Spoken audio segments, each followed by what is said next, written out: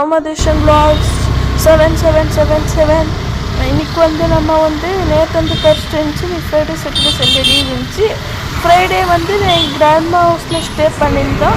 இன்றைக்கி என்ன இண்டிபெண்டன்ஸ் டேக்கு ப்ரோக்ராம் இருந்துச்சு. அதுவும் இல்லாமல் எனக்கு ஜும்மா வேறு இருந்துச்சு. ஸோ எங்களால் ஃபங்க்ஷன் அட்டென்ட் பண்ண முடியல. ஏன்னா ஜும்மா வந்து எங்களால் மிஸ் பண்ண முடியாது. ஜும்மாக்கு வந்துட்டு எனக்கு தாவத் இருந்துச்சு. தாவத்தில் வந்து எனக்கு குஷ்கா அப்புறம் மட்டன் குருமா வந்து வச்சுருந்தாங்க.